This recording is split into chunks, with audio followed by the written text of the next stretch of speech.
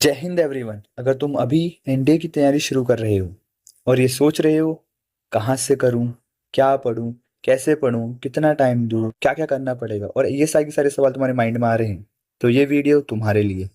क्योंकि आज की इस वीडियो में मैं बताऊंगा तुम्हें एक कंप्लीट बिगिनर्स रोड मैप, जिससे तुम जीरो से स्टार्ट करके एनडीए क्लियर कर सकते हो, वो भी फर्स्ट अटेम्प्ट में। Hi everyone, welcome to my channel. मैं हूं एनडीए सक्सेस मेंटर, तुम्हारा दोस्त और गाइड।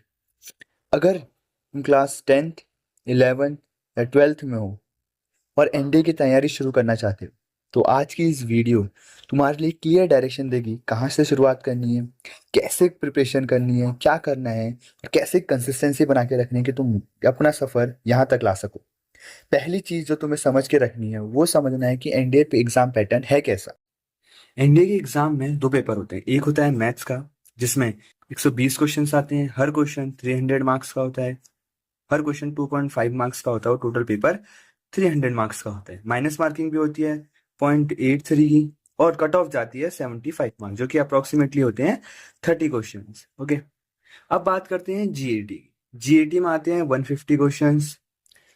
टोटल होता है 600 मार्क्स का पेपर। हर क्वेश्चन होता है 4 मार्क्स का। नेगेटिव मार्किंग जाती है 1.33 की, और टोटल जो कट ऑफ जाती है इसकी जाती है 150 मार्क्स, जो कि अप्रोक्सीमेटली होता है 38 क्वेश्चंस। ओके, कितना 38 क्वेश्चंस, यानी कि टोटल इन सबको मिला के टोटल पेपर कितने का होता है 900 मार्क्स का।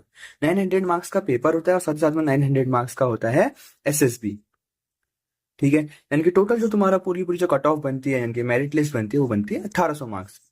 ठीक है, यानी कि अब अगर जब दोनों का ही वेटेज सेम टू सेम है, तो यानी कि हमें केवल रिटर्न पे तो ध्यान देना नहीं है। ठीक है, हमेशा याद रखना कि जब भी तुम एनडीए की प्रिपरेशन करो, तो एनडीए की प्रिपरेशन केवल पढ़ाई ही नहीं है, ये एक पर्सनैलिटी और डिसिप्लिन का भी टेस्ट होता है। ठीक है, इसीलिए साथ ही साथ में जितना तुम अपने रिटर्न के लिए तैयारी करोगे ना 900 मार्क्स की, साथ साथ में तुम अपनी एसएसबी के लिए भी तैयारी करना, अपने डिसिप्लिन बनाते रहना, अपनी पर्सनैलिटी को इंप्रूव करते रहना। अब बात करते हैं कि एनडीए के इतने बड़े सिलेबस में से तुम्हें पढ़ने कौन कौन सी चीजें। किन किन सब्जेक्टों में क्या क्या चीजें पढ़नी है। सबसे पहले मैथ्स। मैथ्स में तुम्हें पढ़ना है algebra, trigonometry, geometry, matrices and determinant, calculus and probability and statistics. इन छह में से कोई भी चार चूज कर लेना। ठीक है, इन चार को अच्छे से पढ़ना, और यार देखना तुम्हारी इजीली कट ऑफ निकलेगी। ठीक है, चार ही पढ़ना, ज्यादा मत पढ़ना। अगर ज्यादा तुम्हें अच्छा लग रहा हो कि यार तुम्हें 150 प्लस मार्क्स लेके आना, 200 प्लस मार्क्स लेके आने, तो छह की छह पढ़ लेना। अगर 150 प्लस लाने तो कोई भी चार पढ़ लेना। इससे तुम्हारी इजीली कितने बोलते हैं 60 से 70 सवाल इजीली बन जाएंगे। ठीक है, बात करते हैं इंग्लिश में। इंग्लिश में तुम्हें यार इंग्लिश को तीन पार्ट में डिवाइड करना पड़ेगा। सबसे पहला आता है ग्रामर, इसमें तुम्हें पूरे के पूरे रूल्स पढ़ने पड़ेंगे। दूसरा वोकेबलरी, इससे भी बहुत सारे क्वेश्चन आते हैं। सबसे इंपॉर्टेंट भाई, तुम्हें रीडिंग करनी पड़ेगी इंग्लिश के लिए, क्योंकि यार अब जैसे जैसे पैटर्न चेंज होता रहता है, वैसे वैसे यूपीएससी का पूरा एग्जाम रीडिंग बेसिस पे शिफ्ट हो जाए।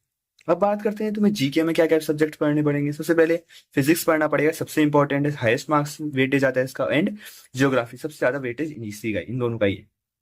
देन तुम्हें केमिस्ट्री पढ़नी है, बायो पढ़नी है, एंड करंट अफेयर सबसे इंपॉर्टेंट, एग्जाम के साथ साथ एसएसबी में बहुत काम आता है। ठीक है, हिस्ट्री एंड पॉलिटी, इन दोनों का सिलेबस तो बहुत ज्यादा है, लेकिन यार क्वेश्चन उतने कम आते हैं, तो तुम इन्हें अवॉइड कर सकते हो। अगर नहीं पढ़ना चाहते तो इन्हें छोड़ देना, बाकी इन सारी सारी सब्जेक्टों को पढ़ लेना। अभी बात कर रहे थे कि यार क्या क्या चीजें पढ़नी है, अब बात करते हैं कि कहाँ कहाँ से पढ़नी है, और मेनली बुक्स के बारे बुक्स के बारे में बताता हूँ कि यार तुम्हें कहाँ कहाँ से पढ़ना है। सबसे पहले मैथ्स के लिए एनसीईआरटी ले लो, आर डी शर्मा या फिर आर एस अग्रवाल में से कोई सी एक बुक ले लेना। ठीक है, 11th 12th की। एंड पाथ फाइंडर ये ले लो, इसमें तुम्हें सब कुछ ही मिल जाएगा यार, एक तो चैप्टर वाइज। देखो, एनसीईआरटी और अगर तुमने आर डी शर्मा ली तो इनके केवल एग्जाम्पल्स करने। ठीक है, केवल एग्जाम्पल्स बस। अगर तुमने आर एस अग्रवाल भी ली, मतलब इन दोनों में से कोई भी एक किताब ले सकते हो, आर डी शर्मा या आर एस अग्रवाल। ठीक है, ये सारी की सारी बुक मैथ्स में केवल प्रैक्टिस करने के लिए, पढ़ना चाहो तो यहीं से पढ़ भी सकते हो। बात करते हैं इंग्लिश के लिए। यार इंग्लिश के लिए तुम पाथ फाइंडर ले सकते हो, इसमें तुम्हें वोकेबलरी एंड ग्रामर के रूल्स मिल जाएंगे। और रीडिंग के लिए तुम नॉवेल्स ले सकते हो एंड न्यूज़पेपर से पढ़ सकते हो। बात करते हैं जीके में। यार जीके में लूसेंट की बुक बहुत अच्छी है, या फिर तुम एनसीईआरटी से भी पढ़ सकते हो। एंड थर्ड यार जो सबसे फेमस बुक है जिसमें सब कुछ कंटेंट मिल जाता है, पाथ फाइंडर सबसे बढ़िया बताओ। ठीक है, लेकिन एक चीज तो सबसे इंपॉर्टेंट है, वो है भाई तुम्हारे प्रीवियस ईयर क्वेश्चंस, वो भी पिछले 10 साल के। इनको लगा के जाना, आराम से हो जाएगा। अगर तुम्हें चाहते हो कि यार तुम्हें इन सारी सारी किताबों से समझ में नहीं आएगा, तो तुम लोग यार यूट्यूब पे पढ़ सकते हो। ठीक है, यूट्यूब से पढ़ लो। यूट्यूब में बहुत सारे चैनल्स हैं जिन्होंने यार बहुत सारा कंटेंट दे रखा है, वहां से आगे इजिली पढ़ सकते हो। तुम्हें इजिली कंटेंट सारा का सारा वहां से मिल जाएगा। लेकिन याद रखना, एक ही बुक लेना चाहते हो तो यार पाथफाइंडर ले लो, अगर पाथफाइंडर नहीं ले सकते तो यार मैथ्स के लिए तो स्पेशली मैं बता दूं, ये किताबें तो तुम्हारे पास होनी चाहिए, NCERT and R D Sharma उनके लिए, और साथ ही साथ में सबसे इंपॉर्टेंट प्रीवियस ईयर क्वेश्चंस। अब बात करते हैं कि तुम्हें पढ़ाई करनी कैसी है, मेनली अबाउट क्या तुम्हारी स्ट्रेटेजी कैसी होनी चाहिए। की स्ट्रेटेजी, अब बात करते हैं तुम्हारी स्ट्रेटेजी के बारे में। सबसे पहले एक मंथ की स्ट्रेटेजी, फर्स्ट मंथ जब हम पढ़ाई स्टार्ट करते हैं तो उसमें क्या स्ट्रेटेजी होगी। मैथ्स के लिए तुम केवल एनसीईआरटी लगाना 9th से लेकर 12th तक, और बाकी सारे सब्जेक्टों में थोड़ा थोड़ा बेसिक्स पढ़ना स्टार्ट कर दे, ठीक है। फिर जो नेक्स्ट के 3 मंथ्स आएंगे, यानी कि जो नेक्स्ट 3 मंथ होंगे, उसमें हर चैप्टर वाइज प्रैक्टिस करना लग जाना मैथ्स में। जो चैप्टर तुम्हारा टीचर पढ़ा रहा है उससे पढ़ना और प्रैक्टिस करना स्टार्ट कर दो, ठीक है। एंड देन जो दूसरे सब्जेक्ट्स हैं बचे हुए, यानी कि इंग्लिश और जो जितने भी जीके के सब्जेक्ट्स हैं उनमें नोट्स बनाने हैं, रिवीजन करना है और प्रैक्टिस करनी है। नोट्स बनाना है, रिवीजन करनी है, प्रैक्टिस करनी है, बस। फिर जो नेक्स्ट एक मंथ आएगा, ठीक है, उसमें जो हम पिछले 3 महीने से स्ट्रेटेजी फॉलो कर रहे थे, यानी कि चैप्टर वाइज प्रैक्टिस और नोट्स रिवीजन प्लस प्रैक्टिस, उसी के साथ साथ हमें थोड़ा सा टाइम देना पड़ेगा अपने प्रीवियस चैप्टर में। जब भी हम स्टार्टिंग के चैप्टर्स पढ़ते हैं यार, नए नए चैप्टर्स पढ़ते हैं, पुराने चैप्टर्स भूलते रहते हैं, तो इसमें क्या करना है, हमें प्रीवियस चैप्टर्स पे भी थोड़ा बहुत ध्यान देना, ताकि हम उनको इजिली कवर कर सकें। एंड जो लास्ट का एक मंथ बचेगा, उसमें केवल हमें देने हैं मॉक्स, उनका करना है एनालिसिस, एंड उन एनालिसिस में जो भी वीक एरियाज आएंगे, जैसे जितने भी वो वीक टॉपिक्स आएंगे, उनकी ज्यादा से ज्यादा प्रैक्टिस कर लीजिए, बस। यही है तुम्हारी स्ट्रेटेजी 6 मंथ की। अब बात करते हैं कि यार तुम्हारा डेली शेड्यूल कैसा होना चाहिए, जो कि सबसे इंपॉर्टेंट चीज़ है। भाई देखो, डेली का शेड्यूल और जो रूटीन है, ये सबसे इंपॉर्टेंट चीज है। क्या है सबसे इंपॉर्टेंट चीज है? पहली बात तो ये तुम अपने बनाना यार अपने हिसाब से। ये तुम लोग क्या करना है, इसको बनाना तुम अपने हिसाब से। भाई डेली शेड्यूल जो होना चाहिए वो तुम अपने हिसाब से बनाओ, क्योंकि हर पर्सन के लिए उसके वीक सब्जेक्ट्स अलग होते हैं, उसके हाईएस्ट वेटेज सब्जेक्ट्स अलग अलग होते हैं, ठीक है, हर सब उसके लिए। सबसे पहले अगर तुम मेरे अकॉर्डिंग बात मानो तो यार तुम्हें सुबह 6 बजे उठ जाना चाहिए और 11:30 बजे तक का सो जाना चाहिए। ये जो मैं अपनी तरफ से बताऊंगा तुम्हें बेसिक्स, ठीक है। फिर हम मानते हैं कि यार सुबह 8 बजे से लेके तुम्हारा 3 बजे तक तुम्हारा स्कूल होगा। उसके बाद तुम्हारा क्या बोलते हैं 8:30 बजे का तुम्हारा 8.5 घंटे बचते हैं, जो कि तुम अपनी एनडीए के लिए दोगे। साथ साथ में जो 2 घंटे सुबह के, 2 + 8, 8.5 घंटे जो कि तुम किसके लिए दोगे, अपनी एनडीए की प्रिपरेशन के लिए दोगी।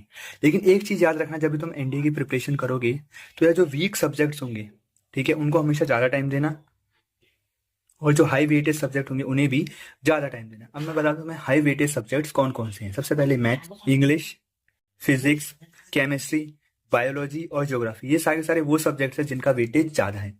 लेकिन करंट अफेयर्स, इसका वेटेज एग्जाम के साथ साथ एसएसबी में भी बहुत ज़्यादा होता है, ठीक है, बहुत ज़्यादा होता है। इस कोई भी तुम रूटीन बनाओ भाई, कोई सा भी रूटीन बनाओ जिसमें तुम यार इनको ध्यान दे के चल रहे हो, हाई वेटेज और वीक सब्जेक्ट्स को ज़्यादा टाइम दे रहे हो, तो भाई उसको कम से कम 6 महीने तक का फॉलो करो। 6 महीने तक का फॉलो करो और देखो यार एनडीए इजीली क्लियर होगा तुम्हारा, बहुत इजीली। यार पढ़ पढ़ के थोड़ा बोर हो गए तो ये लो यार तुम्हारे लिए एक मोटिवेशन।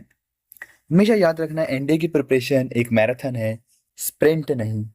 कभी कभी थोड़ा सा लो फील होगा, लेकिन यार हमेशा याद रखो कि हर दिन जो तुम एक छोटा छोटे स्टेप्स ले रहे हो, वो तुमको एनडीए एकेडमी की एक और कदम पास ले जा रहा है। तो हमेशा डिसिप्लिन रहो, मोटिवेटेड नहीं।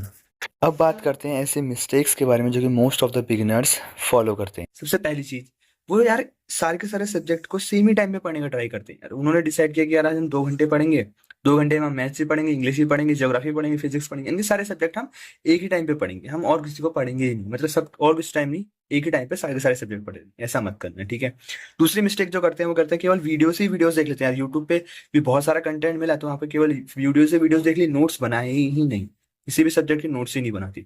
तीसरा, अगर उन्हें मान लो नोट्स बना भी दिए और सब कुछ कर भी लिया, तो मॉक टेस्ट को डिले करते हैं। भाई मॉक टेस्ट सबसे इंपॉर्टेंट चीज है, एग्जाम लाइक प्रेशर बनाता है और तुम्हारी रियल सिचुएशन दी।